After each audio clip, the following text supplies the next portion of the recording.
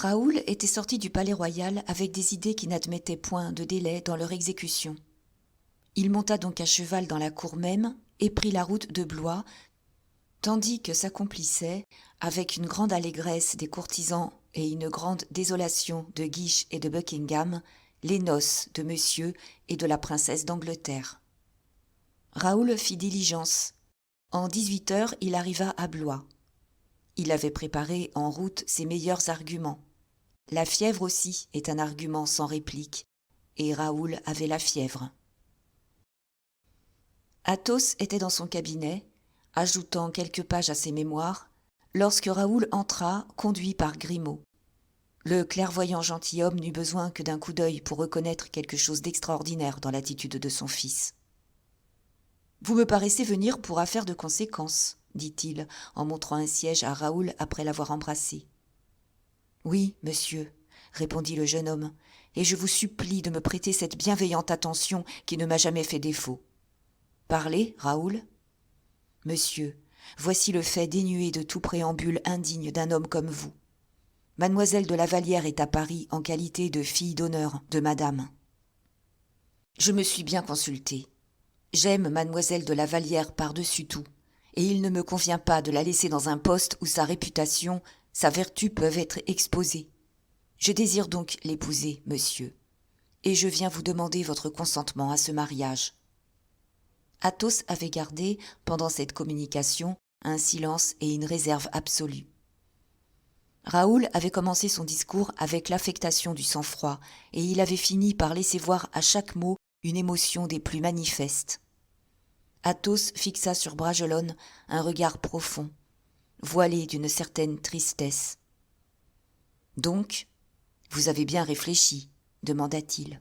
« Oui, monsieur. » Il me semblait vous avoir déjà dit mon sentiment à l'égard de cette alliance. « Je le sais, monsieur, » répondit Raoul bien bas. « Mais vous avez répondu que si j'insistais... » « Et vous insistez ?» Bragelonne balbutia un oui presque inintelligible.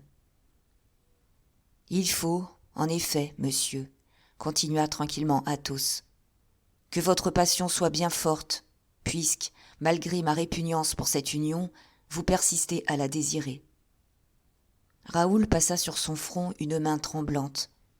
Il essuyait ainsi la sueur qui l'inondait. Athos le regarda, et la pitié descendit au fond de son cœur. Il se leva. « C'est bien, dit-il. Mes sentiments personnels, à moi, ne signifient rien, puisqu'il s'agit des vôtres. Vous me requérez, je suis à vous. Au fait, voyons, que désirez-vous de moi ? Oh, votre indulgence, monsieur, votre indulgence d'abord, dit Raoul en lui prenant les mains. Vous vous méprenez sur mes sentiments pour vous, Raoul. Il y a mieux que cela dans mon cœur, répliqua le comte. Raoul baisa la main qu'il tenait comme eût pu le faire l'amant le plus passionné. Allons, allons, reprit Athos. Dites, Raoul, me voilà prêt. Que faut-il signer ? Oh, rien, monsieur, rien. Seulement, il serait bon que vous prissiez la peine d'écrire au roi et de demander pour moi à sa majesté, à laquelle j'appartiens, la permission d'épouser mademoiselle de la Vallière. Bien, vous avez là une bonne pensée, Raoul. En effet, après moi, ou plutôt avant moi, vous avez un maître. Ce maître, c'est le roi. Vous vous soumettez donc à une double épreuve. C'est loyal. Oh, monsieur, je vais sur le champ acquiescer à votre demande, Raoul. Le comte s'approcha de la fenêtre et, se penchant légèrement en dehors, « Grimaud !» cria-t-il. Grimaud montra sa tête à travers une tonnelle de jasmin qui l'émondait. « Mes chevaux !» continua le comte. « Que signifie cet ordre, monsieur ? » « Que nous partons dans 2 heures. »« Pour où ? » ?»« Pour Paris. »« Comment, pour Paris ? Vous venez à Paris ? Le roi n'est-il pas à Paris ? » ?»« Sans doute. »« Eh bien, ne faut-il pas que nous y allions ? Et avez-vous perdu le sens ? » ?»« Mais, monsieur, dit Raoul, presque effrayé de cette condescendance paternelle, je ne vous demande point un pareil dérangement et une simple lettre. Raoul, vous vous méprenez sur mon importance. Il n'est point convenable qu'un simple gentilhomme comme moi écrive à son roi. Je veux et je dois parler à sa majesté. Je le ferai. Nous partirons ensemble, Raoul. Oh, que de bonté, monsieur. Comment croyez-vous Sa Majesté disposer? Pour moi, monsieur? Oui. Oh, parfaitement. Elle vous l'a dit? De sa propre bouche. À quelle occasion? Mais sur une recommandation de monsieur d'Artagnan, je crois, et à propos d'une affaire en grève, où j'ai eu le bonheur de tirer l'épée pour Sa Majesté. J'ai donc eu lieu de me croire, sans amour-propre, assez avancé dans l'esprit de Sa Majesté. Tant mieux. Mais je vous en conjure, continua Raoul, ne gardez point avec moi ce sérieux et cette discrétion. Ne me faites pas regretter d'avoir écouté un sentiment plus fort que tout. C'est la seconde fois que vous me le dites, Raoul. Cela n'était point nécessaire. Vous voulez une formalité de consentement, je vous le donne, c'est acquis. N'en parlons plus. Venez voir mes nouvelles plantations, Raoul. Le jeune homme savait qu'après l'expression d'une volonté du comte, il n'y avait plus de place pour la controverse. Il baissa la tête et suivit son père au jardin. Athos lui montra lentement les greffes, les pousses et les quinconces. Cette tranquillité déconcertait de plus en plus Raoul. L'amour qui remplissait son cœur lui semblait assez grand pour que le monde pût le contenir à peine. Comment le cœur d'Athos restait-il vide et fermé à cette influence? Aussi, Bragelonne, rassemblant toutes ses forces, s'écria-t-il tout à coup. « Monsieur, il est impossible que vous n'ayez pas quelque raison de repousser mademoiselle de la Vallière. Elle est si bonne, si douce, si pure, que votre esprit, plein d'une suprême sagesse, devrait l'apprécier à sa valeur. Au nom du ciel, existe-t-il entre vous et sa famille quelque secrète inimitié, quelque haine héréditaire? Voyez, Raoul, la belle planche de muguet, dit Athos. Voyez comme l'ombre et l'humidité lui vont bien. Cette ombre surtout des feuilles de sycomore, par les chancrures desquelles filtre la chaleur et non la flamme du soleil.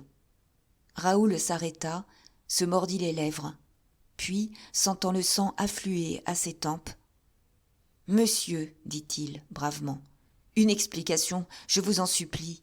Vous ne pouvez oublier que votre fils est un homme. » Alors, répondit Athos en se redressant avec sévérité, « alors prouvez-moi que vous êtes un homme, car vous ne prouvez point que vous êtes un fils. Je vous priais d'attendre le moment d'une illustre alliance. Je vous eusse trouvé une femme dans les premiers rangs de la riche noblesse. Je voulais que vous puissiez briller de ce double éclat que donnent la gloire et la fortune. Vous avez la noblesse de la race. »« Monsieur !» s'écria Raoul, emporté par un premier mouvement. « L'homme m'a reproché l'autre jour de ne pas connaître ma mère. » Athos pâlit, puis, fronçant le sourcil comme le dieu suprême de l'Antiquité, « Il me tarde de savoir ce que vous avez répondu, monsieur, » dit-il majestueusement. « Oh, pardon, pardon, » murmura le jeune homme, tombant du haut de son exaltation. « Qu'avez-vous répondu, monsieur ?» demanda le comte en frappant du pied. « Monsieur, j'avais l'épée à la main, celui qui m'insultait était en garde, j'ai fait sauter son épée par-dessus une palissade, et je l'ai envoyé rejoindre son épée. »« Et pourquoi ne l'avez-vous pas tué ? » ?»« Sa Majesté défend le duel, monsieur, et j'étais en ce moment ambassadeur de Sa Majesté. »« C'est bien, dit Athos, mais raison de plus pour que j'aille parler au roi. » « Qu'allez-vous lui demander, monsieur ? » ?»« L'autorisation de tirer l'épée contre celui qui nous a fait cette offense. » « Monsieur, si je n'ai point agi comme je devais agir, pardonnez-moi, je vous en supplie. »« Qui vous a fait un reproche, Raoul ? » ?»« Mais cette permission que vous voulez demander au roi, Raoul, je prierai Sa Majesté de signer à votre contrat de mariage. »« Monsieur, mais à une condition. Avez-vous besoin de conditions vis-à-vis de moi ? Ordonnez, monsieur, et j'obéirai. »« À la condition, continua Athos, que vous me direz le nom de celui qui a ainsi parlé de votre mère. »« Mais, monsieur, qu'avez-vous besoin de savoir, ce nom ? C'est à moi que l'offense a été faite, et une fois la permission obtenue de Sa Majesté, c'est moi que la vengeance regarde. Son nom, monsieur. Je ne souffrirai pas que vous vous exposiez. »« Me prenez-vous pour un don, Diègue ? Son nom. Vous l'exigez ? Je le veux. »« Le vicomte de Wardes. »« Ah !» dit tranquillement Athos. « C'est bien, je le connais. Mais nos chevaux sont prêts, monsieur. Au lieu de partir dans 2 heures, nous partirons tout de suite. À cheval, monsieur, à cheval. Chapitre 91. Monsieur est jaloux du duc de Buckingham. Tandis que monsieur le comte de la Fère s'acheminait vers Paris accompagné de Raoul, le palais royal était le théâtre d'une scène que Molière eût appelée une bonne comédie. C'était 4 jours après son mariage. Monsieur, après avoir déjeuné à la hâte, passa dans ses antichambres, les lèvres en moue, le sourcil froncé. Le repas n'avait pas été gai. Madame s'était fait servir dans son appartement. Monsieur avait donc déjeuné en petit comité. Le chevalier de Lorraine et Manicamp assistaient seuls à ce déjeuner, qui avait duré 3/4 d'heure sans qu'un seul mot eût été prononcé. Manicamp, moins avancé dans l'intimité de son Altesse royale que le chevalier de Lorraine, essayait vainement de lire dans les yeux du prince ce qui lui donnait cette mine si maussade. Le chevalier de Lorraine, qui n'avait besoin de rien devenir, attendu qu'il savait tout, mangeait avec cet appétit extraordinaire que lui donnait le chagrin des autres, et jouissait à la fois du dépit de monsieur et du trouble de Manicamp. Il prenait plaisir à retenir à table, en continuant de manger, le prince impatient qui brûlait du désir de lever le siège. Parfois, monsieur se repentait de cet ascendant qu'il avait laissé prendre sur lui au chevalier de Lorraine, et qui exemptait celui-ci de toute étiquette. Monsieur était dans un de ces moments-là, mais il craignait le chevalier presque autant qu'il l'aimait et se contentait de rager intérieurement. De temps en temps, monsieur levait les yeux au ciel, puis les abaissait sur les tranches de pâté que le chevalier attaquait. Puis, enfin, n'osant éclater, il se livrait à une pantomime dont Arlequin se fût montré jaloux. Enfin, monsieur n'y put tenir, et au fruit, se levant tout courroucé, comme nous l'avons dit, il laissa le chevalier de Lorraine achever son déjeuner comme il l'entendrait. En voyant monsieur se lever, Manicamp se leva tout roide, sa serviette à la main. Monsieur courut plutôt qu'il ne marcha vers l'antichambre, et, trouvant un huissier, il le chargea d'un ordre à voix basse. Puis, rebroussant chemin, pour ne pas passer par la salle à manger, il traversa ses cabinets dans l'intention d'aller trouver la reine-mère dans son oratoire, où elle se tenait habituellement. Il pouvait être 10 heures du matin. Anne d'Autriche écrivait lorsque monsieur entra. La reine-mère aimait beaucoup ce fils, qui était beau de visage et doux de caractère. Monsieur, en effet, était plus tendre et, si l'on veut, plus efféminé que le roi. Il avait pris sa mère par les petites sensibleries de femme, qui plaisent toujours aux femmes. Anne d'Autriche, qui eût fort aimé avoir une fille, trouvait presque en ce fils les attentions, les petits soins et les mignardises d'un enfant de 12 ans. Ainsi, monsieur employait tout le temps qu'il passait chez sa mère à admirer ses beaux bras, à lui donner des conseils sur ses pâtes et des recettes sur ses essences, où elle se montrait fort recherchée. Puis, il lui baisait les mains et les yeux avec un enfantillage charmant, avait toujours quelque sucrerie à lui offrir, quelque ajustement nouveau à lui recommander. Anne d'Autriche aimait le roi, ou plutôt la royauté, dans son fils aîné. Louis XIV lui représentait la légitimité divine. Elle était reine-mère avec le roi. Elle était mère seulement avec Philippe. Et ce dernier savait que, de tous les abris, le sein d'une mère est le plus doux et le plus sûr. Aussi, tout enfant allait-il se réfugier là quand des orages s'étaient élevés entre son frère et lui. Souvent, après les gourmades qui constituaient de sa part des crimes de lèse-majesté, après les combats à coups de poing et d'ongles que le roi et son sujet très insoumis se livraient en chemise sur un lit contesté, ayant le valet de chambre la porte pour tout juge du camp, Philippe, vainqueur, mais épouvanté de sa victoire, était allé demander du renfort à sa mère, ou du moins l'assurance d'un pardon que Louis XIV n'accordait que difficilement et à distance. Anne avait réussi, par cette habitude d'intervention pacifique, à concilier tous les différends de ses fils et à participer par la même occasion à tous leurs secrets. Le roi, un peu jaloux de cette sollicitude maternelle qui s'épandait surtout sur son frère, se sentait disposé envers Anne d'Autriche à plus de soumission et de prévenance qu'il n'était dans son caractère d'en avoir. Anne d'Autriche avait surtout pratiqué ce système de politique envers la jeune reine. Aussi régnait-elle presque despotiquement sur le ménage royal et dressait-elle déjà toutes ses batteries pour régner avec le même absolutisme sur le ménage de son second fils. Anne d'Autriche était presque fière lorsqu'elle voyait entrer chez elle une mine allongée, des joues pâles et des yeux rouges, comprenant qu'il s'agissait d'un secours à donner aux plus faibles ou aux plus mutins. Elle écrivait, disons-nous, lorsque monsieur entra dans son oratoire, non pas les yeux rouges, non pas les joues pâles, mais inquiet, dépité, agacé. Il baisa distraitement les bras de sa mère et s'assit avant qu'elle lui en eût donné l'autorisation.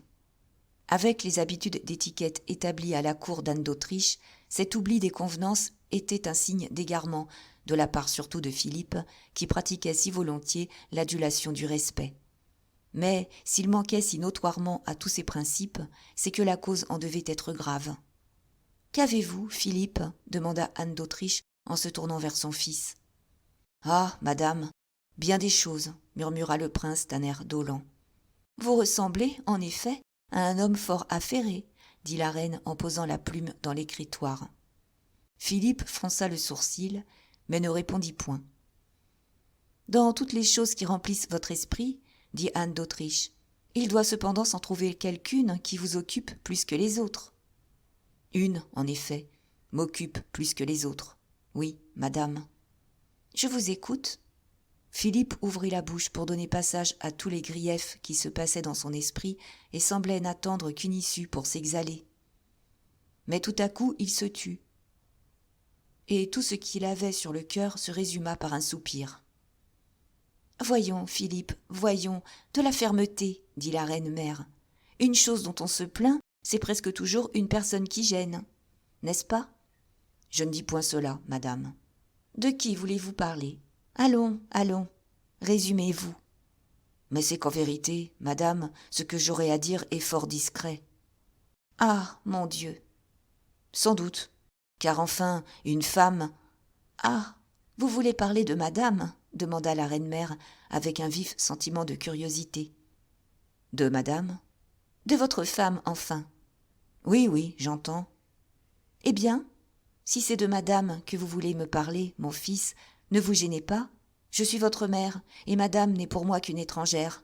Cependant, comme elle est ma bru, ne doutez point que je n'écoute avec intérêt, ne fût-ce que pour vous, tout ce que vous m'en direz. Voyons, à votre tour, madame, dit Philippe. Avouez-moi si vous n'avez pas remarqué quelque chose. Quelque chose, Philippe ? Vous avez des mots d'un vague effrayant. Quelque chose ? Et de quelle sorte est-ce quelque chose ? Madame est jolie, enfin. Mais oui. Cependant, ce n'est point une beauté. Non, mais en grandissant, elle peut singulièrement embellir encore. Vous avez bien vu les changements que quelques années déjà ont apportés sur son visage. Eh bien, elle se développera de plus en plus. Elle n'a que 16 ans. À 15 ans, moi aussi, j'étais fort maigre. Mais enfin, telle qu'elle est, madame est jolie. Par conséquent, on peut l'avoir remarquée. Sans doute, on remarque une femme ordinaire, à plus forte raison une princesse. Elle a été bien élevée, n'est-ce pas, madame ? Madame Henriette, sa mère, est une femme un peu froide, un peu prétentieuse, mais une femme pleine de beaux sentiments. L'éducation de la jeune princesse peut avoir été négligée, mais quant aux principes, je les crois bons. Telle était du moins mon opinion sur elle lors de son séjour en France. Depuis, elle est retournée en Angleterre, et je ne sais ce qui s'est passé. Que voulez-vous dire ? Eh, mon Dieu, je veux dire que certaines têtes, un peu légères, sont facilement tournées par la prospérité. Eh bien, madame, vous avez dit le mot. Je crois à la princesse une tête un peu légère, en effet. Il ne faudrait pas exagérer, Philippe. Elle a de l'esprit et une certaine dose de coquetterie très naturelle chez une jeune femme. Mais, mon fils, chez les personnes de haute qualité, ce défaut tourne à l'avantage d'une cour. Une princesse un peu coquette se fait ordinairement une cour brillante. Un sourire d'elle fait éclore partout le luxe, l'esprit et le courage même. La noblesse se bat mieux pour un prince dont la femme est belle. « Grand merci, madame, » dit Philippe avec humeur. « En vérité, vous me faites là des peintures fort alarmantes, ma mère. »« En quoi ?» demanda la reine avec une feinte naïveté. « Vous savez, madame, » dit dolamment Philippe, « vous savez si j'ai eu de la répugnance à me marier. »« Ah, mais cette fois, vous m'alarmez. Vous avez donc un grief sérieux contre madame ? » ?»« Sérieux ? Je ne dis point cela. Alors, quittez cette physionomie renversée. Si vous vous montrez ainsi chez vous, prenez-y garde, on vous prendra pour un mari fort malheureux. Au fait, répondit Philippe, je ne suis pas un mari satisfait, et je suis aise qu'on le sache. Philippe, Philippe! Ma foi, madame, je vous dirai franchement, je n'ai point compris la vie comme on me l'a fait. Expliquez-vous. Ma femme n'est point à moi, en vérité. Elle m'échappe en toutes circonstances. Le matin, ce sont les visites, les correspondances, les toilettes. Le soir, ce sont les bals et les concerts. Vous êtes jaloux, Philippe? Moi, Dieu m'en préserve. À d'autres qu'à moi ce sot rôle de mari jaloux. Mais je suis contrarié. Philippe, ce sont toutes choses innocentes que vous reprochez là à votre femme, et tant que vous n'aurez rien de plus considérable, écoutez donc, sans être coupable, une femme peut inquiéter. Il est de certaines fréquentations, de certaines préférences que les jeunes femmes affichent et qui suffisent pour faire donner parfois au diable les maris les moins jaloux. Ah, nous y voilà, enfin. Ce n'est point sans peine. Les fréquentations, les préférences, bon. Depuis 1 heure que nous battons la campagne, vous venez enfin d'aborder la véritable question. Eh bien, oui. Ceci est plus sérieux. Madame aurait-elle donc de ces sortes de torts envers vous? Précisément. Quoi? Votre femme, après 4 jours de mariage, vous préférerait quelqu'un, fréquenterait quelqu'un? Prenez-y garde, Philippe, vous exagérez ses torts. À force de vouloir prouver, on ne prouve rien. Le prince, effarouché du sérieux de sa mère, voulut répondre, mais il ne put que balbutier quelques paroles inintelligibles. « Voilà que vous reculez, dit Anne d'Autriche. J'aime mieux cela, c'est une reconnaissance de vos torts. »« Non, s'écria Philippe, non, je ne recule pas, et je vais le prouver. J'ai dit préférence, n'est-ce pas? J'ai dit fréquentation, n'est-ce pas? Eh bien, écoutez. » Anne d'Autriche s'apprêta complaisamment à écouter avec ce plaisir de commère que la meilleure femme, que la meilleure mère, fût-elle reine, trouve toujours dans son immixtion à de petites querelles de ménage. « Eh bien, reprit Philippe, dites-moi une chose. »« Laquelle ? » ?»« Pourquoi ma femme a-t-elle conservé une cour anglaise ? Dites. » Et Philippe se croisa les bras en regardant sa mère, comme s'il eût été convaincu qu'elle ne trouverait rien à répondre à ce reproche. « Mais, reprit Anne d'Autriche, c'est tout simple, parce que les Anglais sont ses compatriotes, parce qu'ils ont dépensé beaucoup d'argent pour l'accompagner en France, et qu'il serait peu poli, peu politique même, de congédier brusquement une noblesse qui n'a reculé devant aucun dévouement, devant aucun sacrifice. Eh, ma mère, le beau sacrifice, en vérité, que de se déranger d'un vilain pays pour venir dans une belle contrée où l'on fait, avec un écu, plus d'effet qu'autre part avec 4. Le beau dévouement, n'est-ce pas, que de faire 100 lieues pour accompagner une femme dont on est amoureux. Amoureux, Philippe ? Songez-vous à ce que vous dites. Parbleu. Et qui donc est amoureux de madame ? Le beau duc de Buckingham. N'allez-vous pas aussi me défendre celui-là, ma mère ? Anne d'Autriche rougit et sourit en même temps. Ce nom de duc de Buckingham lui rappelait à la fois de si doux et de si tristes souvenirs. « Le duc de Buckingham » murmura-t-elle. « Oui, un de ces mignons de couchette, comme disait mon grand-père Henri IV. »« Les Buckingham sont loyaux et braves, » dit courageusement Anne d'Autriche. « Allons, bien, voilà ma mère qui défend contre moi le galant de ma femme, » s'écria Philippe, tellement exaspéré que sa nature frêle en fut ébranlée jusqu'aux larmes. « Mon fils, s'écria Anne d'Autriche. « L'expression n'est pas digne de vous. Votre femme n'a point de galant, et si elle en devait avoir un, ce ne serait pas monsieur de Buckingham. Les gens de cette race, je vous le répète, sont loyaux et discrets. L'hospitalité leur est sacrée. »« Eh, madame, s'écria Philippe, monsieur de Buckingham est un Anglais, et les Anglais respectent-ils si fort religieusement le bien des princes français ?» Anne rougit sous ses coiffes pour la seconde fois, et se retourna sous prétexte de tirer sa plume de l'écritoire, mais, en réalité, pour cacher sa rougeur aux yeux de son fils. « En vérité, Philippe, dit-elle, vous savez trouver des mots qui me confondent, et votre colère vous aveugle, comme elle m'épouvante. Réfléchissez, voyons. »« Madame, je n'ai pas besoin de réfléchir. Je vois. Et que voyez-vous ? Je vois que M. de Buckingham ne quitte point ma femme. Il ose lui faire des présents. Elle ose les accepter. Hier, elle parlait de sachets à la violette. Or, nos parfumeurs français, vous le savez bien, madame, vous qui en avez demandé tant de fois sans pouvoir en obtenir. Or, nos parfumeurs français n'ont jamais pu trouver cette odeur. Eh bien, le duc, lui aussi, avait sur lui un sachet à la violette. C'est donc de lui que venait celui de ma femme. En vérité, monsieur, dit Anne d'Autriche, vous bâtissez des pyramides sur des pointes d'aiguille. Prenez garde. Quel mal, je vous le demande, y a-t-il à ce qu'un compatriote donne une recette d'essence nouvelle à sa compatriote ? Ces idées étranges, je vous le jure, me rappellent douloureusement votre père, qui m'a fait souvent souffrir avec injustice.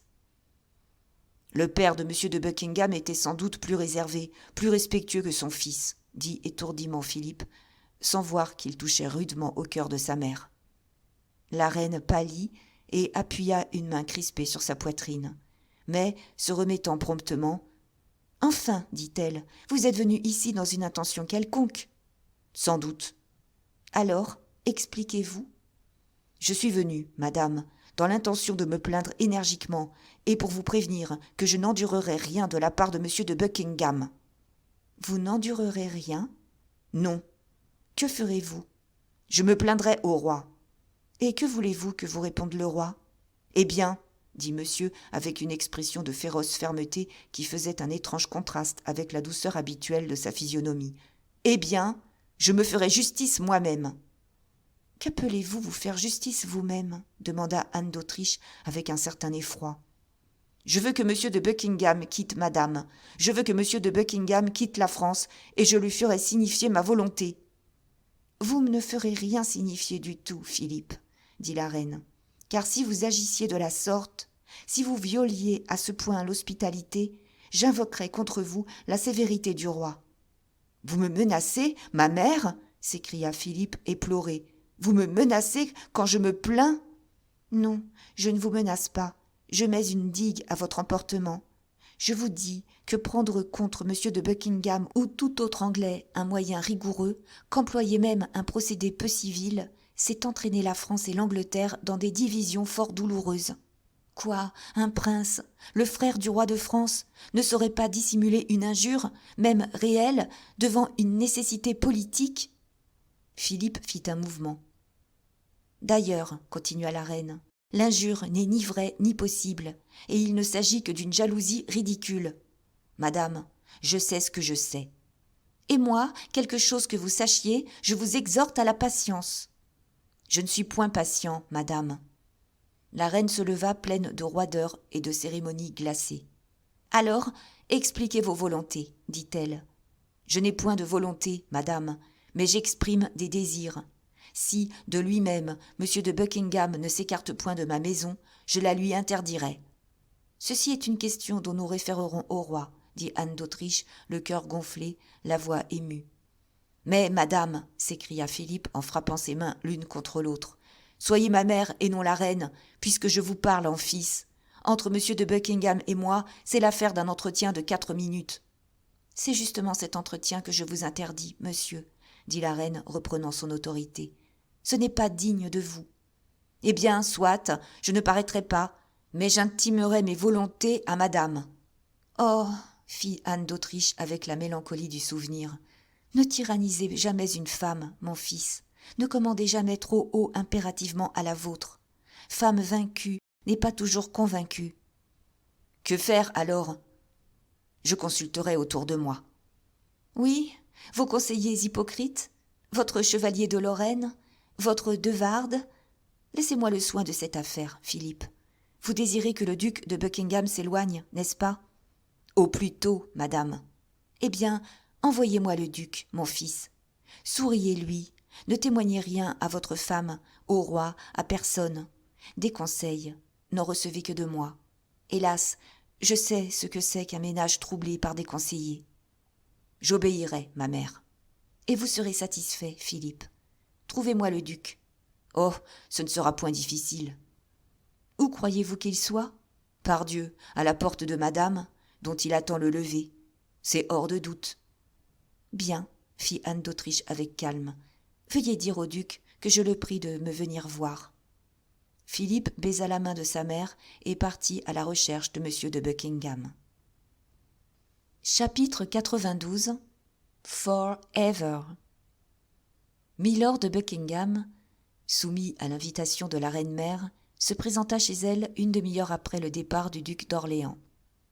Lorsque son nom fut prononcé par l'huissier, la reine, qui s'était accoudée sur sa table, la tête dans ses mains, se releva et reçut avec un sourire le salut plein de grâce et de respect que le duc lui adressait. Anne d'Autriche était belle encore. On sait qu'à cet âge déjà avancé, ses longs cheveux cendrés, ses belles mains, ses lèvres vermeilles faisaient encore l'admiration de tous ceux qui la voyaient. En ce moment, tout entière à un souvenir qui remuait le passé dans son cœur, elle était aussi belle qu'au jour de la jeunesse, alors que son palais s'ouvrait pour recevoir, jeune et passionné, le père de ce Buckingham, cet infortuné qui avait vécu pour elle, qui était mort en prononçant son nom. Anne d'Autriche attacha donc sur Buckingham un regard si tendre que l'on y découvrait à la fois la complaisance d'une affection maternelle et quelque chose de doux comme une coquetterie d'amante. « Votre Majesté, dit Buckingham avec respect, a désiré me parler ? »« Oui, duc, » répliqua la reine en anglais. « Veuillez vous asseoir. » Cette faveur que faisait Anne d'Autriche au jeune homme, cette caresse de la langue du pays dont le duc était sevré depuis son séjour en France, remuèrent profondément son âme. Il devina sur-le-champ que la reine avait quelque chose à lui demander. Après avoir donné les premiers moments à l'oppression insurmontable qu'elle avait ressentie, la reine reprit son air riant. « Monsieur, dit-elle en français, comment trouvez-vous la France ?»« Un beau pays, madame, répliqua le duc. L'aviez-vous déjà vu ? Déjà une fois, oui, madame.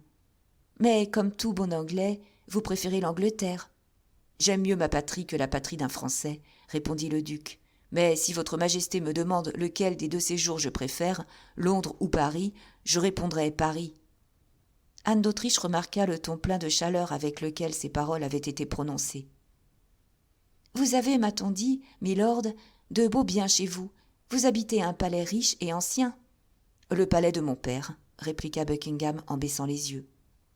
Ce sont là des avantages précieux et des souvenirs, répliqua la reine en touchant malgré elle des souvenirs dont on ne se sépare pas volontiers. En effet, dit le duc, subissant l'influence mélancolique de ce préambule, les gens de cœur rêvent autant par le passé ou par l'avenir que par le présent. C'est vrai, dit la reine à voix basse. Il en résulte, ajouta-t-elle, que vous, milord, qui êtes un homme de cœur, vous quitterez bientôt la France, pour vous renfermer dans vos richesses, dans vos reliques. Buckingham leva la tête. Je ne crois pas, dit-il, madame. Comment ? Je pense, au contraire, que je quitterai l'Angleterre pour venir habiter la France. Ce fut au tour d'Anne d'Autriche à manifester son étonnement. Quoi ? dit-elle. Vous ne vous trouvez donc pas dans la faveur du nouveau roi ? Au contraire, madame, Sa Majesté m'honore d'une bienveillance sans bornes. Il ne se peut, dit la reine, que votre fortune soit diminuée. On la disait considérable. Ma fortune, madame, n'a jamais été plus florissante. Il faut alors que ce soit quelque cause secrète ? Non, madame, dit vivement Buckingham. Il n'est rien dans la cause de ma détermination qui soit secret. J'aime le séjour de France, j'aime une cour pleine de goût et de politesse. J'aime enfin, madame, ces plaisirs un peu sérieux qui ne sont pas les plaisirs de mon pays et qu'on trouve en France. Anne d'Autriche sourit avec finesse. Les plaisirs sérieux, dit-elle. Avez-vous bien réfléchi, monsieur de Buckingham, à ce sérieux-là ? Le duc balbutia. Il n'est pas de plaisir si sérieux, continua la reine, qui doivent empêcher un homme de votre rang.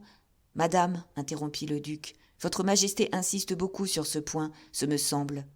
Vous trouvez, duc ? C'est, n'en déplaise à votre Majesté, la deuxième fois qu'elle vante les attraits de l'Angleterre aux dépens du charme qu'on éprouve à vivre en France. Anne d'Autriche s'approcha du jeune homme et, posant sa belle main sur son épaule qui tressaillit au contact, « Monsieur, dit-elle, croyez-moi, rien ne vaut le séjour du pays natal. Il m'est arrivé, à moi, bien souvent, de regretter l'Espagne. J'ai vécu longtemps, milord, bien longtemps pour une femme, et je vous avoue qu'il ne s'est point passé d'année que je n'ai regretté l'Espagne. « Pas une année, madame, dit froidement le jeune duc. Pas une de ces années où vous étiez reine de beauté, comme vous l'êtes encore, du reste. Oh, pas de flatterie, duc. Je suis une femme qui serait votre mère. Elle mit, sur ces derniers mots, un accent, une douceur qui pénétrèrent le cœur de Buckingham. Oui, dit-elle, je serai votre mère, et voilà pourquoi je vous donne un bon conseil. Le conseil de m'en retourner à Londres, s'écria-t-il. Oui, milord, dit-elle. Le duc joignit les mains d'un air effrayé, qui ne pouvait manquer son effet sur cette femme disposée à des sentiments tendres par de tendres souvenirs. Il le faut, ajouta la reine. Comment? S'écria-t-il encore. L'on me dit sérieusement qu'il faut que je parte, qu'il faut que je m'exile, qu'il faut que je me sauve. Que vous vous exiliez, avez-vous dit? Ah, milord, on croirait que la France est votre patrie. Madame, le pays des gens qui aiment, c'est le pays de ceux qu'ils aiment. Pas un mot de plus, milord, dit la reine. Vous oubliez à qui vous parlez. Buckingham se mit à deux genoux. Madame, madame, vous êtes une source d'esprit, de bonté, de clémence. Madame, vous n'êtes pas seulement la première de ce royaume par le rang, vous êtes la première du monde par les qualités qui vous font divine. Je n'ai rien dit, madame.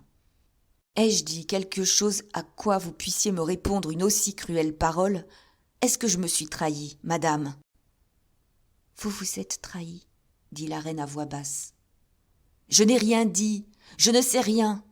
Vous oubliez que vous avez parlé, pensé devant une femme, et d'ailleurs... D'ailleurs, interrompit-il vivement, nul ne sait que vous m'écoutez. On le sait, au contraire, duc. Vous avez les défauts et les qualités de la jeunesse. On m'a trahi, on m'a dénoncé. Qui, cela? Ceux qui déjà, au Havre, avaient, avec une infernale perspicacité, lu dans mon cœur à livre ouvert. Je ne sais de qui vous entendez parler. Mais monsieur de Bragelonne, par exemple, c'est un nom que je connais sans connaître celui qui le porte. Non, monsieur de Bragelonne n'a rien dit. Qui donc, alors? Oh, madame, si quelqu'un avait eu l'audace de voir en moi ce que je n'y veux point voir moi-même... Que feriez-vous, duc? Il est des secrets qui tuent ceux qui les trouvent. Celui qui a trouvé votre secret, fou que vous êtes, celui-là n'est pas tué encore. Il y a plus. Vous ne le tuerez pas. Celui-là est armé de tout droit. C'est un mari, c'est un jaloux, c'est le second gentilhomme de France, c'est mon fils, le duc d'Orléans. Le duc pâlit. « Que vous êtes cruelle, madame, dit-il. « Vous voilà bien, Buckingham, dit Anne d'Autriche avec mélancolie, passant par tous les extrêmes et combattant les nuages. Quand il vous serait si facile de demeurer en paix avec vous-même. Si nous guerroyons, madame, nous mourrons sur le champ de bataille, répliqua doucement le jeune homme en se laissant aller au plus douloureux abattement. Anne courut à lui et lui prit la main. Villiers, dit-elle en anglais avec une véhémence à laquelle nul n'eût pu résister. Que demandez-vous? À une mère de sacrifier son fils? À une reine de consentir au déshonneur de sa maison? Vous êtes un enfant, n'y pensez pas. Quoi? Pour vous épargner une larme, je commettrais ces deux crimes, Villiers? Vous parlez des morts. Les morts du moins furent respectueux et soumis. Les morts s'inclinaient devant un ordre d'exil. Ils emportaient leur désespoir comme une richesse en leur cœur, parce que le désespoir venait de la femme aimée, parce que la mort, ainsi trompeuse, était comme un don, comme une faveur. Buckingham se leva, les traits altérés, les mains sur le cœur. « Vous avez raison, madame, dit-il, mais ceux dont vous parlez avaient reçu l'ordre d'exil d'une bouche aimée.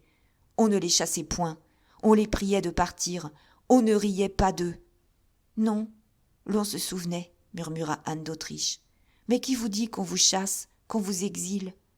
Qui vous dit qu'on ne se souvienne pas de votre dévouement? Je ne parle pour personne, Villiers, je parle pour moi. Partez, rendez-moi ce service, faites-moi cette grâce, que je doive cela encore à quelqu'un de votre nom. » C'est donc pour vous, madame ? Pour moi seule. Il n'y aura derrière moi aucun homme qui rira, aucun prince qui dira « J'ai voulu ». Duc, écoutez-moi. Et ici, la figure auguste de la vieille reine prit une expression solennelle.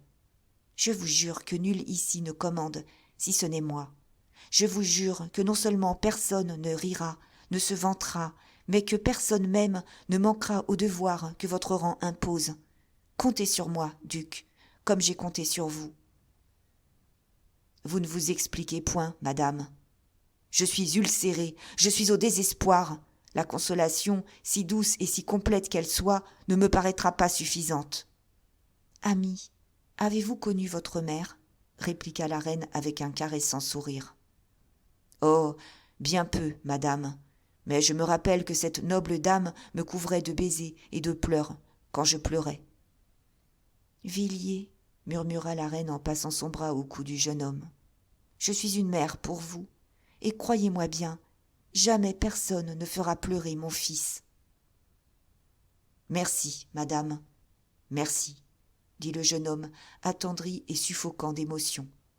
Je sens qu'il y avait place encore dans mon cœur pour un sentiment plus doux, plus noble que l'amour. La reine-mère le regarda et lui serra la main. « Allez, dit-elle. »« Quand faut-il que je parte ? Ordonnez. »« Mettez le temps convenable, milord, reprit la reine. Vous partez, mais vous choisissez votre jour.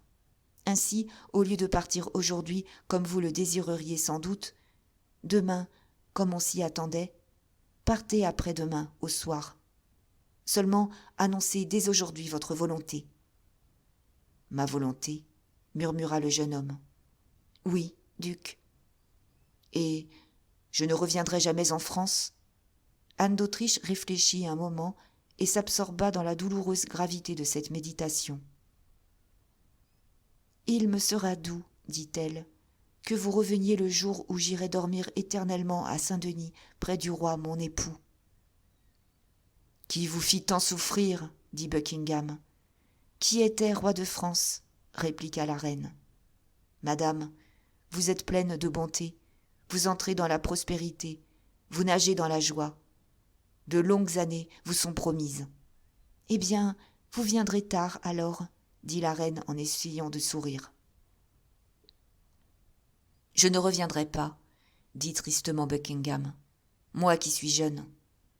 Oh, Dieu merci. La mort, madame, ne compte pas les années. Elle est impartiale. On meurt, quoique jeune, on vit, quoique vieillard. Duc, pas de sombres idées. Je vais vous égayer. Venez dans 2 ans.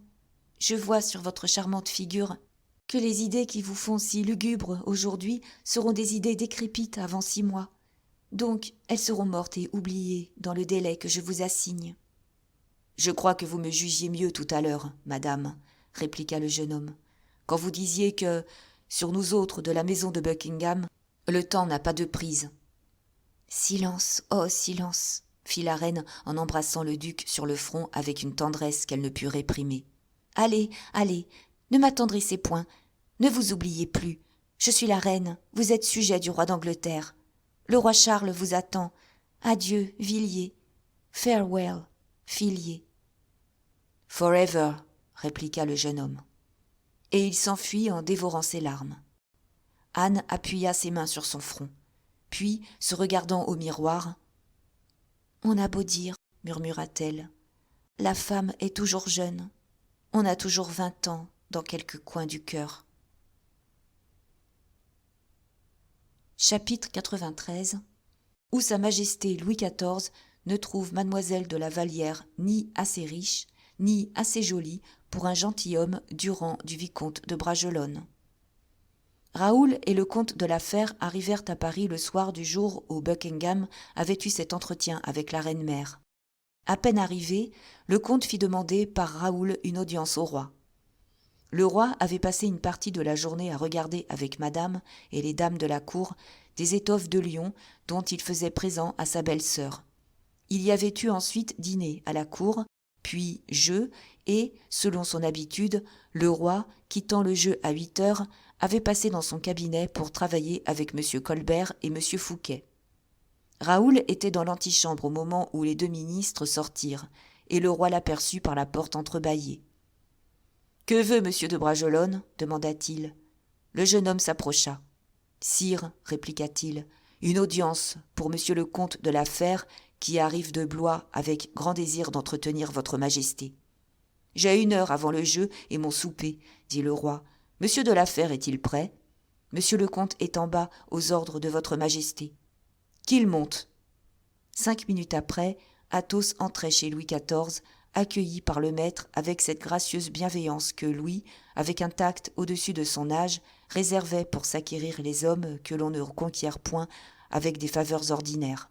« Comte, dit le roi, laissez-moi espérer que vous venez me demander quelque chose. »« Je ne le cacherai point à votre majesté, » répliqua le comte. « Je viens en effet solliciter. »« Voyons, » dit le roi d'un air joyeux. « Ce n'est pas pour moi, sire. »« Tant pis. Mais enfin, pour votre protégé, comte, je ferai ce que vous me refusez de faire pour vous. »« Votre majesté me console. Je viens parler au roi pour le vicomte de Bragelonne. »« Comte, c'est comme si vous parliez pour vous. »« Pas tout à fait, sire. Ce que je désire obtenir de vous, je ne le puis pour moi-même. Le vicomte pense à se marier. Il est jeune encore, mais qu'importe. C'est un homme distingué, je lui veux trouver une femme. » « Il l'a trouvée, sire, et ne cherche que l'assentiment de votre majesté. »« Ah, il ne s'agit que de signer un contrat de mariage ?» Athos s'inclina. « A-t-il choisi sa fiancée riche et d'une qualité qui vous agrée ?» Athos hésita un moment. « La fiancée est demoiselle, » répliqua-t-il, « mais pour riche, elle ne l'est pas. C'est un mal auquel nous voyons remède. Votre majesté me pénètre de reconnaissance. Toutefois, elle me permettra de lui faire une observation. » « Faites, comte. Votre majesté semble annoncer l'intention de doter cette jeune fille. »« Oui, certes.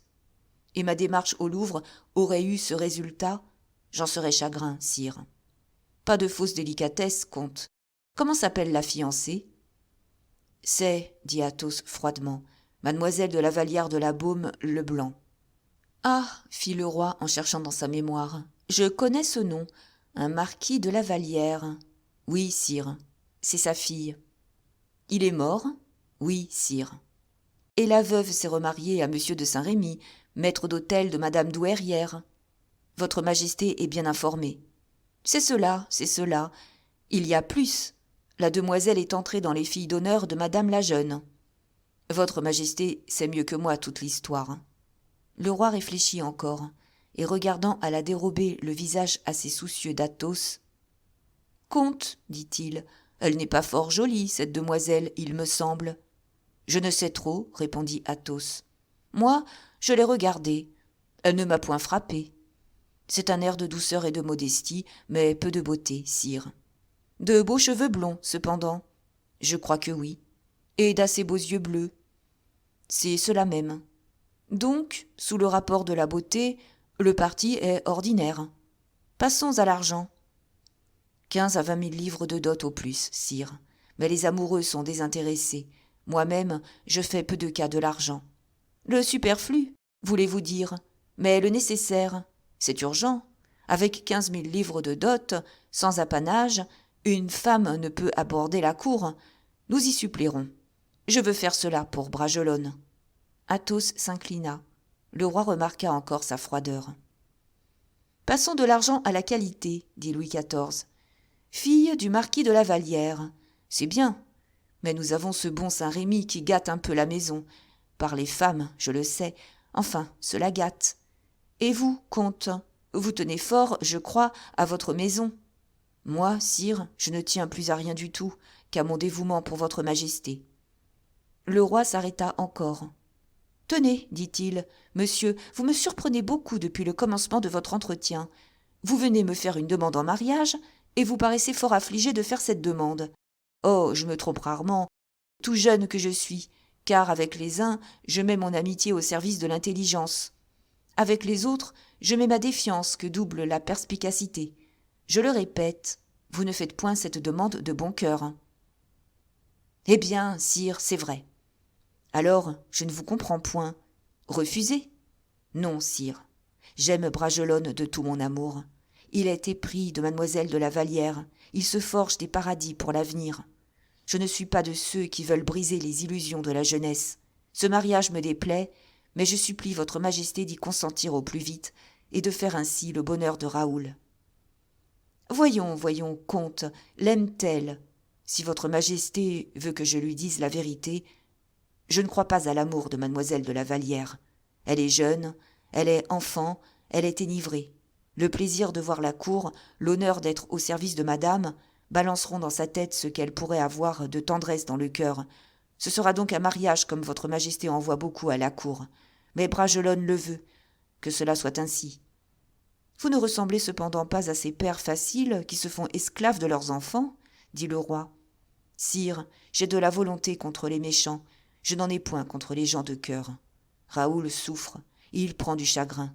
Son esprit, libre d'ordinaire, est devenu lourd et sombre. Je ne veux pas priver votre majesté des services qu'il peut rendre. Je vous comprends, dit le roi, et je comprends surtout votre cœur. Alors, répliqua le comte, je n'ai pas besoin de dire à votre majesté que mon but est de faire le bonheur de ses enfants, ou plutôt de cet enfant. Et moi, je veux, comme vous, le bonheur de monsieur de Bragelonne. Je n'attends plus, sire, que la signature de votre majesté. Raoul aura l'honneur de se présenter devant vous et recevra votre consentement. Vous vous trompez, comte, dit fermement le roi. Je viens de vous dire que je voulais le bonheur du vicomte. Aussi m'opposais-je, en ce moment, à son mariage.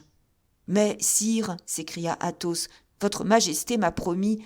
Non, pas cela, comte. Je ne vous l'ai point promis, car cela est opposé à mes vues. Je comprends tout ce que l'initiative de votre majesté a de bienveillant et de généreux pour moi, mais je prends la liberté de vous rappeler que j'ai pris l'engagement de venir en ambassadeur. Un ambassadeur, comte, demande souvent et n'obtient pas toujours. Ah, sire, quel coup pour Bragelonne! Je donnerai le coup, je parlerai au vicomte. L'amour, sire, c'est une force irrésistible. On résiste à l'amour, je vous le certifie, comte. Lorsqu'on a l'âme d'un roi, votre âme, sire. Ne vous inquiétez plus à ce sujet, j'ai des vues sur Bragelonne. Je ne dis pas qu'il n'épousera pas mademoiselle de la Vallière, mais je ne veux point qu'il se marie si jeune. Je ne veux point qu'il épouse avant qu'il ait fait fortune, et lui, de son côté, mérite mes bonnes grâces, telles que je veux les lui donner. En un mot, je veux qu'on attende. Sire, encore une fois, monsieur le comte, vous êtes venu, disiez-vous, me demander une faveur? Oui, certes. Eh bien, accordez-m'en une. Ne parlons plus de cela. Il est possible qu'avant un long temps, je fasse la guerre. J'ai besoin de gentilshommes libres autour de moi. J'hésiterais à envoyer sous les balles et le canon un homme marié, un père de famille. J'hésiterais aussi, pour Bragelonne, à doter sans raison majeure une jeune fille inconnue. Cela sèmerait de la jalousie dans ma noblesse. Athos s'inclina et ne répondit rien. « Est-ce tout ce qu'il vous importait de me demander ?» ajouta Louis XIV. « Tout absolument, sire, et je prends congé de votre majesté. Mais faut-il que je prévienne Raoul? Épargnez-vous ce soin, épargnez-vous cette contrariété. Dites au vicomte que demain, à mon lever, je lui parlerai. Quant à ce soir, comte, vous êtes de mon jeu. Je suis en habit de voyage, sire. Un jour viendra, j'espère, où vous ne me quitterez pas. Avant peu, comte, la monarchie sera établie de façon à offrir une digne hospitalité à tous les hommes de votre mérite. Sire, pourvu qu'un roi soit grand dans le cœur de ses sujets, peu importe le palais qu'il habite, puisqu'il est adoré dans un temple. » En disant ces mots, Athos sortit du cabinet et retrouva Bragelonne qui l'attendait. « Eh bien, monsieur, dit le jeune homme.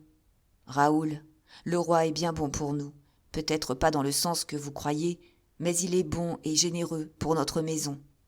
Monsieur, vous avez une mauvaise nouvelle à m'apprendre, dit le jeune homme en pâlissant.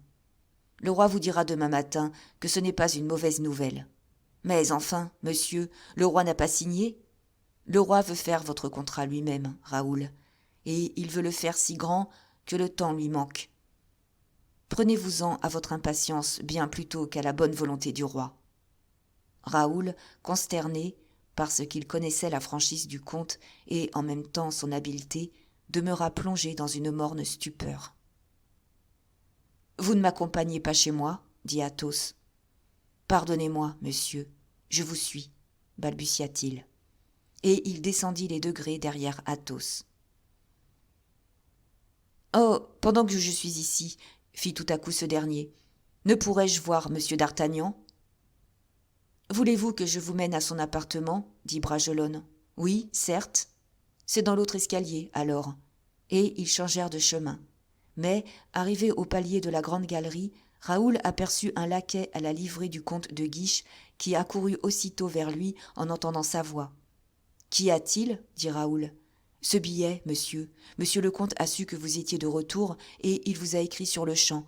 Je vous cherche depuis 1 heure. » Raoul se rapprocha d'Athos pour décacheter la lettre. « Vous permettez, monsieur ?» dit-il. « Faites. »« Cher Raoul, » disait le comte de Guiche, « j'ai une affaire d'importance à traiter sans retard. Je sais que vous êtes arrivé.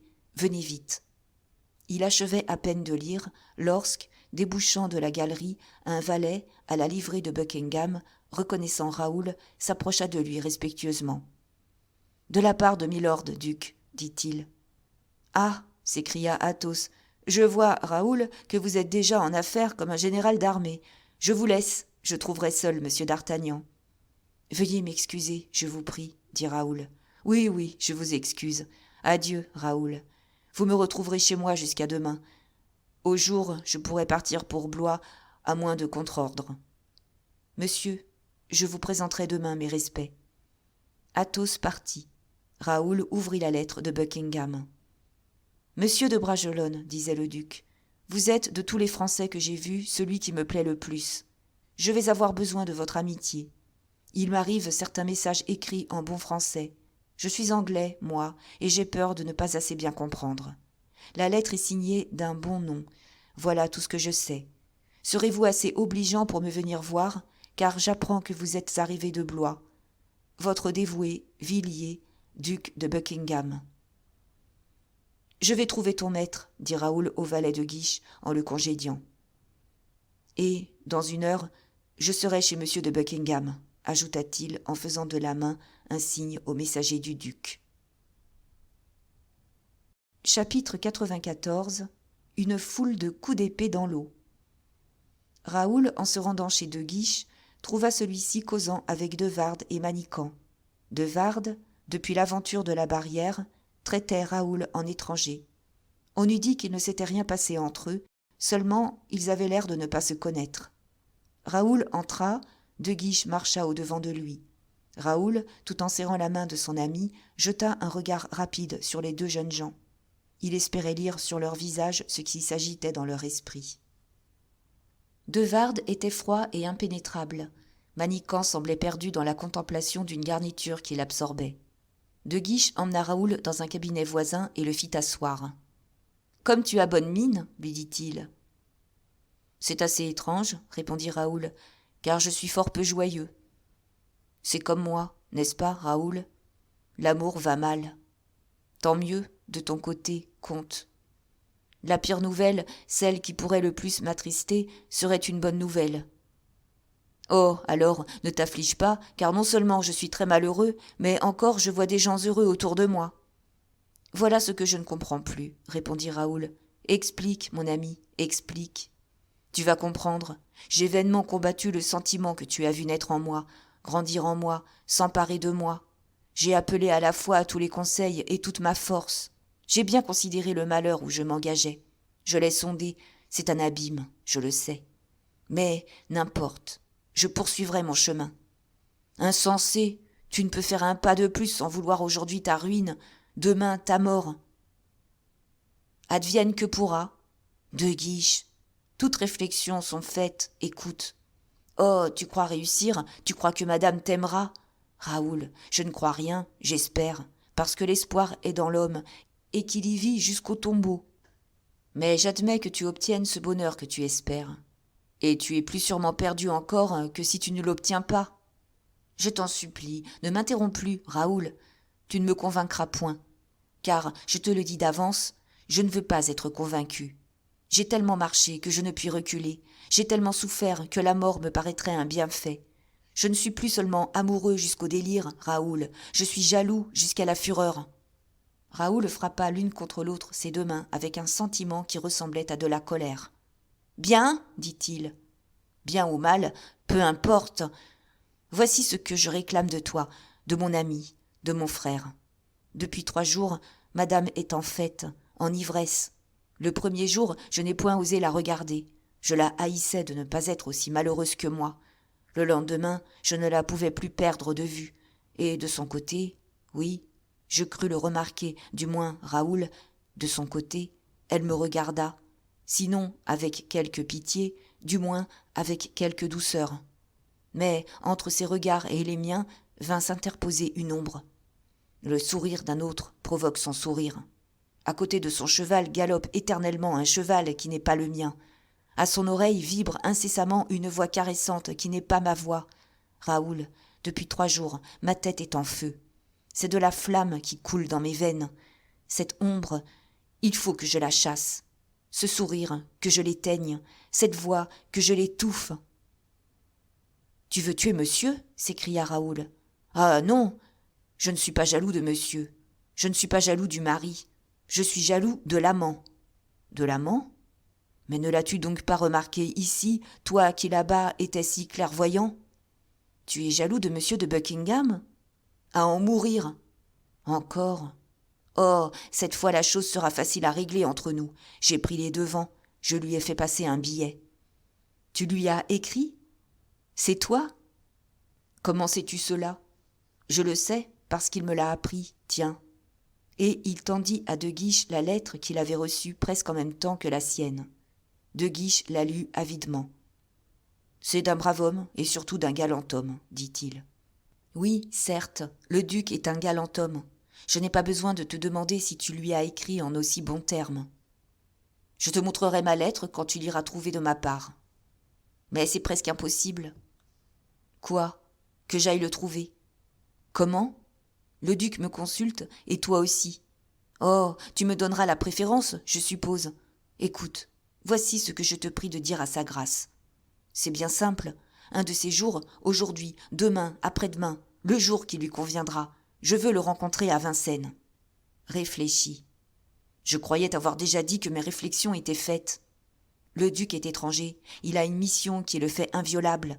Vincennes est tout près de la Bastille. Les conséquences me regardent. Mais la raison de cette rencontre, quelle raison veux-tu que je lui donne ? Il ne t'en demandera pas, sois tranquille. Le duc doit être aussi las de moi que je le suis de lui. Le duc doit me haïr autant que je le hais. Ainsi, je t'en supplie, va trouver le duc. Et s'il faut que je le supplie d'accepter ma proposition, je le supplierai. C'est inutile. Le duc m'a prévenu qu'il me voulait parler. Le duc est au jeu du roi. Allons-y tous deux. Je le tirerai à quartier dans la galerie. Tu resteras à l'écart. 2 mots suffiront. C'est bien. Je vais emmener De Wardes pour me servir de contenance. Pourquoi pas Manicamp ? De Wardes nous rejoindra toujours. Le laissassions-nous ici. Oui, c'est vrai.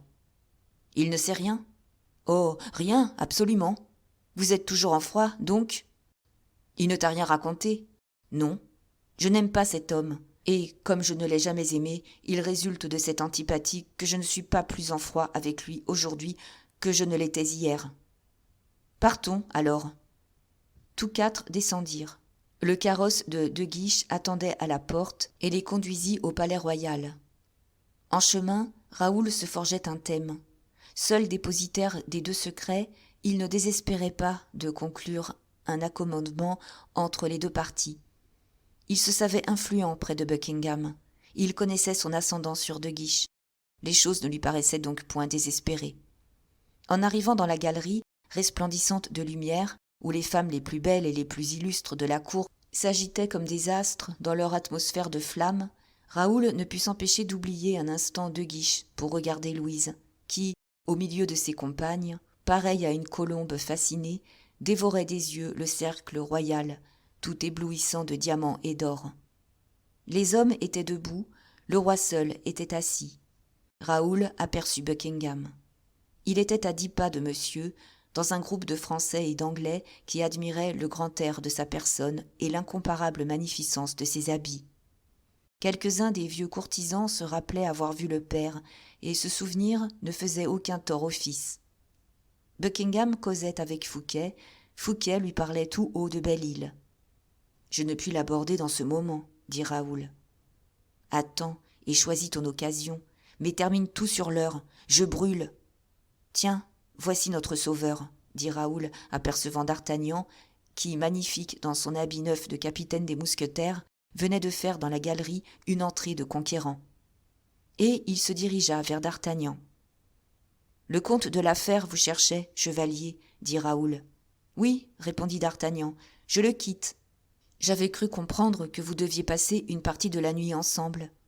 Rendez-vous est pris pour nous retrouver. » Et tout en répondant à Raoul, d'Artagnan promenait ses regards distraits à droite et à gauche, cherchant dans la foule quelqu'un ou dans l'appartement quelque chose.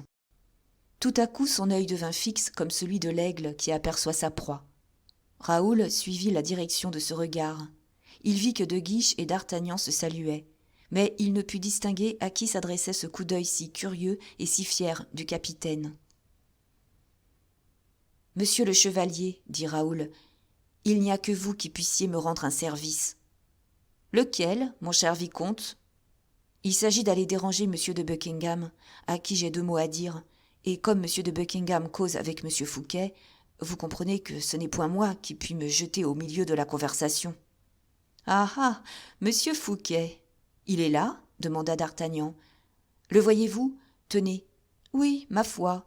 Et tu crois que j'ai plus de droits que toi ?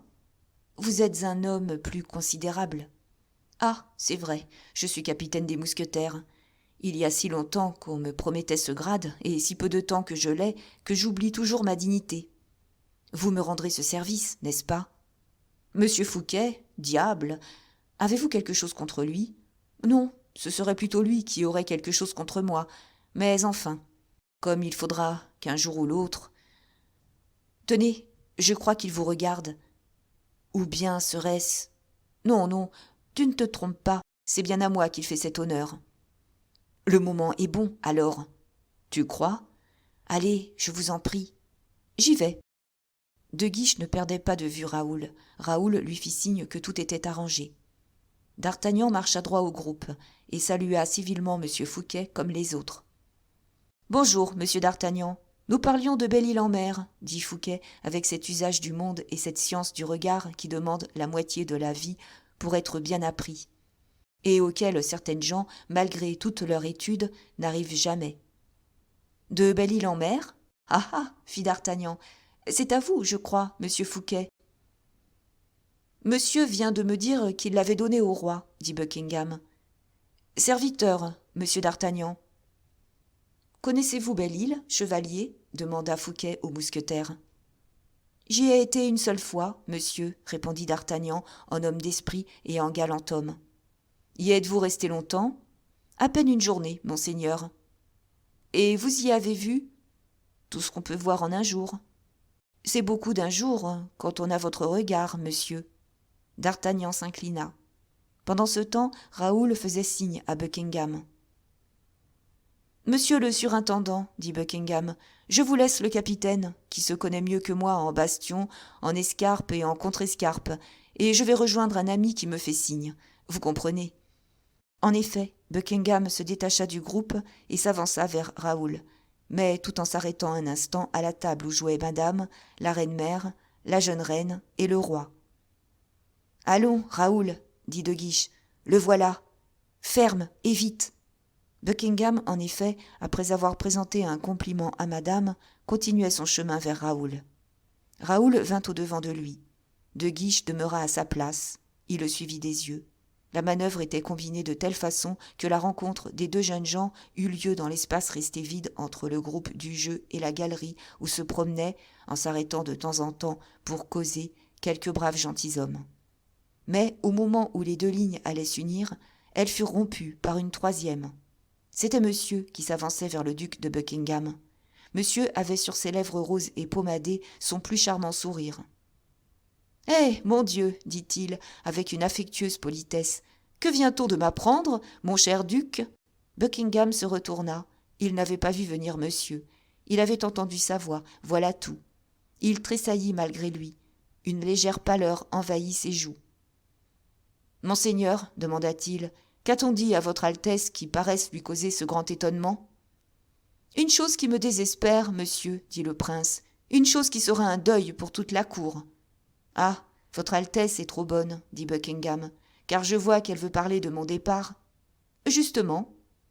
Hélas, monseigneur, à Paris depuis 5 à 6 jours à peine, mon départ ne peut être un deuil que pour moi. De Guiche entendit le mot de la place où il était resté et tressaillit à son tour. Son départ, murmura-t-il. Que dit-il donc? Philippe continua avec son même air gracieux. Que le roi de la Grande-Bretagne vous rappelle, monsieur, je conçois cela. On sait que sa majesté Charles II, qui se connaît en gentilhomme, ne peut se passer de vous. Mais que nous vous perdions sans regret, cela ne se peut comprendre. Recevez donc l'expression des miens.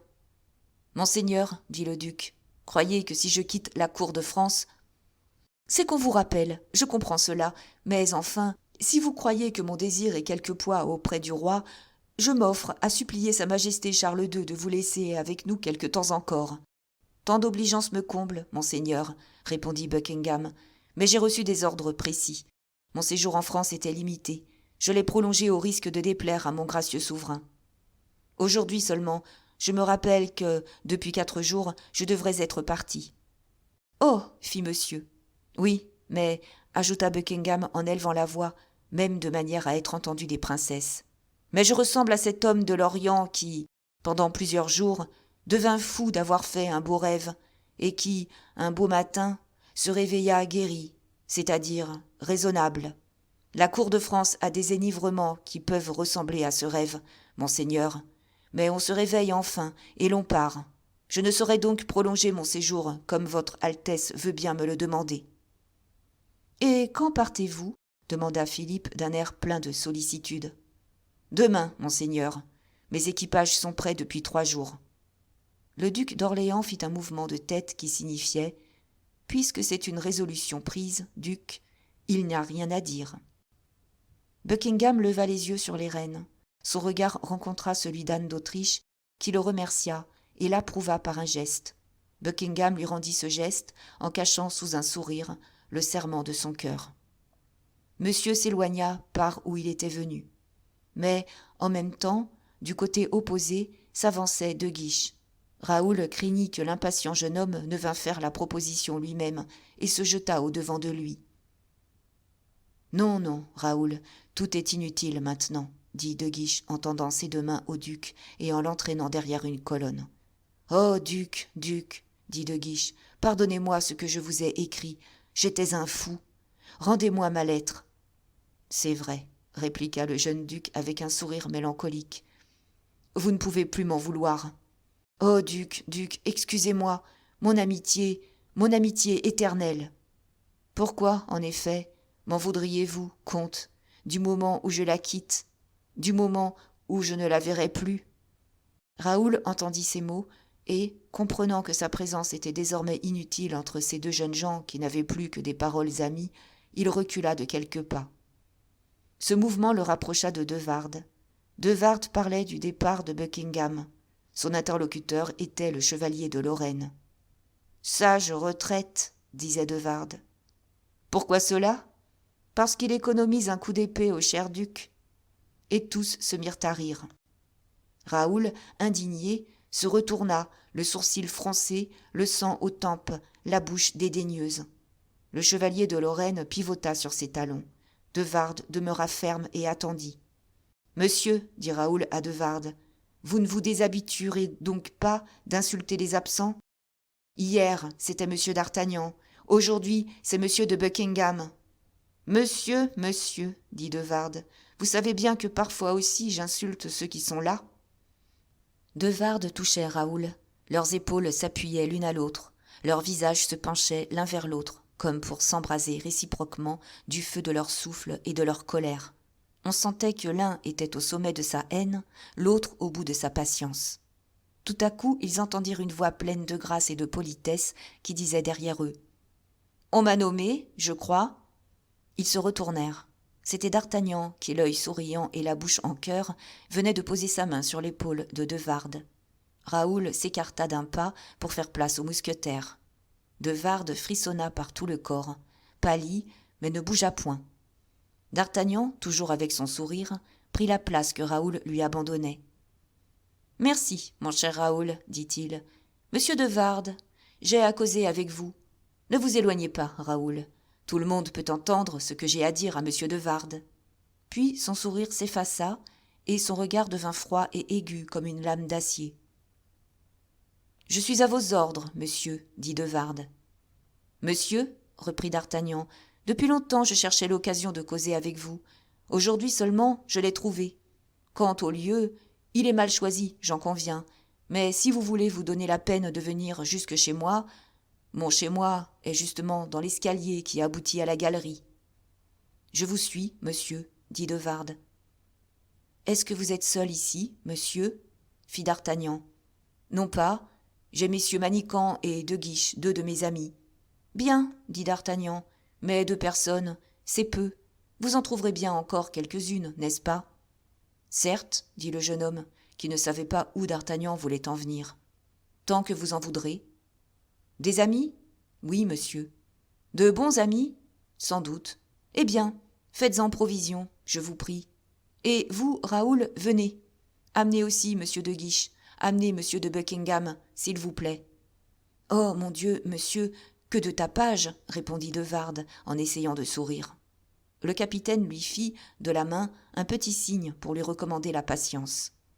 « Je suis toujours impassible. Donc, je vous attends, monsieur, dit-il. « Attendez-moi. »« Alors, au revoir. » Et il se dirigea du côté de son appartement. La chambre de d'Artagnan n'était point solitaire. Le comte de la Fère attendait, assis dans l'embrasure d'une fenêtre. « Eh bien ?» demanda-t-il à d'Artagnan en le voyant rentrer. « Eh bien, dit celui-ci, monsieur de Wardes veut bien m'accorder l'honneur de me faire une petite visite, en compagnie de quelques-uns de ses amis et des nôtres. » En effet, derrière le mousquetaire apparurent de Wardes et Manicamp. De Guiche et Buckingham les suivaient, assez surpris et ne sachant ce qu'on leur voulait. Raoul venait avec 2 ou 3 gentilshommes. Son regard erra, en entrant, sur toutes les parties de la chambre. Il aperçut le comte et alla se placer près de lui. D'Artagnan recevait ses visiteurs avec toute la courtoisie dont il était capable. Il avait conservé sa physionomie calme et polie. Tous ceux qui se trouvaient là étaient des hommes de distinction occupant un poste à la cour. Puis, lorsqu'il eut fait à chacun ses excuses du dérangement qu'il lui causait, il se retourna vers de Wardes, qui, malgré sa puissance sur lui-même, ne pouvait empêcher sa physionomie d'exprimer une surprise mêlée d'inquiétude. « Monsieur, dit-il, maintenant que nous voici hors du palais du roi, maintenant que nous pouvons causer tout haut sans manquer aux convenances, je vais vous faire savoir pourquoi j'ai pris la liberté de vous prier de passer chez moi et d'y convoquer en même temps ces messieurs. J'ai appris, par monsieur le comte de la Fère, mon ami, les bruits injurieux que vous semiez sur mon compte. Vous m'avez dit que vous me teniez pour votre ennemi mortel, attendu que j'étais, dites-vous, celui de votre père. »« C'est vrai, monsieur, j'ai dit cela, reprit de Wardes, dont la pâleur se colora d'une légère flamme. Ainsi, vous m'accusez d'un crime, d'une faute ou d'une lâcheté. Je vous prie de préciser votre accusation. »« Devant témoin, monsieur ? Oui, sans doute, devant témoin, et vous voyez que je les ai choisis experts en matière d'honneur. »« Vous n'apprécierez pas ma délicatesse, monsieur. Je vous ai accusé, c'est vrai, mais j'ai gardé le secret sur l'accusation. Je ne suis entré dans aucun détail, je me suis contenté d'exprimer ma haine devant des personnes pour lesquelles c'était presque un devoir de vous la faire connaître. Vous ne m'avez pas tenu compte de ma discrétion, quoique vous fussiez intéressé à mon silence. Je ne reconnais point là votre prudence habituelle, monsieur d'Artagnan. » D'Artagnan se mordit le coin de la moustache. « Monsieur, dit-il, j'ai déjà eu l'honneur de vous prier d'articuler les griefs que vous aviez contre moi. »« Tout haut ? Parbleu !»« Je parlerai, donc. »« Parlez, monsieur, dit d'Artagnan en s'inclinant. Nous vous écoutons tous. »« Eh bien, monsieur, il s'agit non pas d'un tort envers moi, mais d'un tort envers mon père. Vous l'avez déjà dit. Oui, mais il y a certaines choses qu'on n'aborde qu'avec hésitation. Si cette hésitation existe réellement, je vous prie de la surmonter, monsieur. Même dans le cas où il s'agirait d'une action honteuse, dans tous les cas. » Les témoins de cette scène commencèrent par se regarder entre eux avec une certaine inquiétude. Cependant, ils se rassurèrent en voyant que le visage de d'Artagnan ne manifestait aucune émotion. De Wardes gardait le silence. « Parlez, monsieur, dit le mousquetaire, Vous voyez bien que vous vous faites attendre. Eh bien, écoutez, mon père aimait une femme noble. Cette femme aimait mon père. » D'Artagnan échangea un regard avec Athos. De Wardes continua. Monsieur d'Artagnan surprit des lettres qui indiquaient un rendez-vous, se substitua, sous un déguisement, à celui qui était attendu et abusa de l'obscurité. « C'est vrai, » dit d'Artagnan. Un léger murmure se fit entendre parmi les assistants. « Oui, j'ai commis cette mauvaise action. Vous auriez dû ajouter, monsieur, puisque vous êtes si impartial, qu'à l'époque où se passa l'événement que vous me reprochez, je n'avais point encore 21 ans. » « L'action n'en est pas moins honteuse, » dit de Wardes, « et l'âge de raison suffit à un gentilhomme pour ne pas commettre une indélicatesse. » Un nouveau murmure se fit entendre, mais d'étonnement et presque de doute. « C'était une supercherie honteuse, en effet, » dit d'Artagnan, « et je n'ai point attendu que M. de Wardes me la reprochât pour me la reprocher moi-même et bien amèrement. L'âge m'a fait plus raisonnable, plus probe surtout, et j'ai expié ce tort par de longs regrets. Mais j'en appelle à vous, messieurs. Cela se passait en 1626, et c'était un temps, heureusement pour vous, vous ne savez cela que par tradition, et c'était un temps où l'amour n'était pas scrupuleux, où les consciences ne distillaient pas, comme aujourd'hui, le venin et la myrrhe. Nous étions de jeunes soldats toujours battants, toujours battus, toujours l'épée hors du fourreau, ou tout au moins à moitié tirée, toujours entre deux morts. La guerre nous faisait dure, et le cardinal nous faisait presser. Enfin, je me suis repenti. Et il y a plus, je me repens encore, monsieur de Wardes. »« Oui, monsieur, je comprends cela, car l'action comportait le repentir. Mais vous n'en avez pas moins causé la perte d'une femme. Celle dont vous parlez, voilée par sa honte, courbée sous son affront, celle dont vous parlez a fui, elle a quitté la France, et l'on n'a jamais su ce qu'elle était devenue. »« Oh » fit le comte de la Fère en étendant le bras vers de Wardes avec un sinistre sourire. « Si fait, monsieur. On l'a vu, et il est même ici quelques personnes qui, en ayant entendu parler, peuvent la reconnaître au portrait que j'en vais faire.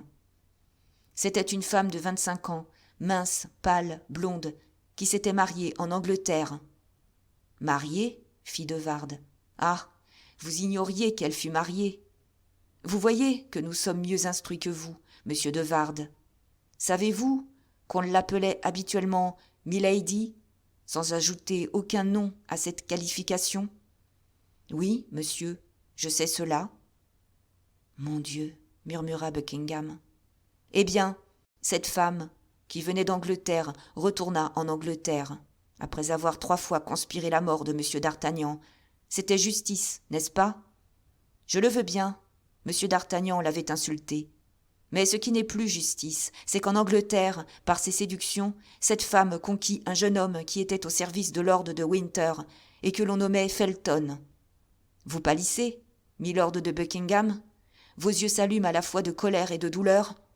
Alors, achevez le récit, milord, et dites à M. de Wardes quelle était cette femme qui mit le couteau à la main de l'assassin de votre père. » Un cri s'échappa de toutes les bouches. Le jeune duc passa un mouchoir sur son front inondé de sueur. Un grand silence s'était fait parmi tous les assistants. « Vous voyez, monsieur de Wardes, » dit d'Artagnan, que ce récit avait d'autant plus impressionné que ses propres souvenirs se ravivaient aux paroles d'Athos. « Vous voyez que mon crime n'est point la cause d'une perte d'âme, et que l'âme était bel et bien perdue avant mon regret. C'est donc bien un acte de conscience. Or, maintenant que ceci est établi, il me reste, monsieur de Wardes, à vous demander bien humblement pardon de cette action honteuse, comme bien certainement j'eusse demandé pardon à monsieur votre père s'il vivait encore, et si je l'eusse rencontré après mon retour en France depuis la mort de Charles Ier. »« Mais c'est trop, monsieur d'Artagnan !» s'écrièrent vivement plusieurs voix. « Non, messieurs, dit le capitaine. Maintenant, monsieur de Wardes, j'espère que tout est fini entre nous deux, et qu'il ne vous arrivera plus de mal parler de moi. C'est une affaire purgée, n'est-ce pas ? » De Wardes s'inclina en balbutiant. « J'espère aussi, » continua d'Artagnan en se rapprochant du jeune homme, « que vous ne parlerez plus mal de personne comme vous en avez la fâcheuse habitude, car un homme aussi consciencieux, aussi parfait que vous l'êtes, vous qui reprochez une vétille de jeunesse à un vieux soldat, après 35 ans, vous dis-je, qui arborez cette pureté de conscience, vous prenez de votre côté l'engagement tacite de ne rien faire contre la conscience et l'honneur. Or, écoutez bien ce qui me reste à vous dire, monsieur de Wardes. Gardez-vous qu'une histoire où votre nom figurera ne parvienne à mes oreilles. Monsieur, dit de Wardes, il est inutile de menacer pour rien. Oh, je n'ai point fini, monsieur de Wardes, reprit d'Artagnan. Et vous êtes condamné à m'entendre encore. Le cercle se rapprocha curieusement. Vous parliez haut tout à l'heure de l'honneur d'une femme et de l'honneur de votre père. Vous nous avez plu en parlant ainsi, car il est doux de songer que ce sentiment de délicatesse et de probité qui ne vivait pas, à ce qu'il paraît, dans notre âme, vit dans l'âme de nos enfants. Et il est beau enfin de voir un jeune homme à l'âge où d'habitude on se fait le larron de l'honneur des femmes. Il est beau de voir ce jeune homme le respecter et le défendre. De Wardes serrait les lèvres et les poings, évidemment fort inquiet de savoir comment finirait ce discours dont l'exorde s'annonçait si mal. « Comment se fait-il donc alors, continua d'Artagnan, que vous vous soyez permis de dire à monsieur le vicomte de Bragelonne qu'il ne connaissait point sa mère ?» Les yeux de Raoul étincelèrent. « Oh » s'écria-t-il en s'élançant, « monsieur le chevalier, c'est une affaire qui m'est personnelle. » De Wardes sourit méchamment. D'Artagnan repoussa Raoul du bras. « Ne m'interrompez pas, jeune homme, dit-il. » Et, dominant de Wardes du regard, « Je traite ici une question qui ne se résout point par l'épée, continua-t-il. Je la traite devant des hommes d'honneur, qui tous ont mis plus d'une fois l'épée à la main. Je les ai choisis exprès. Or, ces messieurs savent que tout secret pour lequel on se bat cesse d'être un secret. Je réitère donc ma question à monsieur de Wardes. À quel propos avez-vous offensé ce jeune homme, en offensant à la fois son père et sa mère ? Mais il me semble, dit de Wardes, que les paroles sont libres, quand on offre de les soutenir par tous les moyens qui sont à la disposition d'un galant homme. Ah, monsieur, quels sont les moyens, dites-moi, à l'aide desquels un galant homme peut soutenir une méchante parole ? Par l'épée. Vous manquez non seulement de logique en disant cela, mais encore de religion et d'honneur.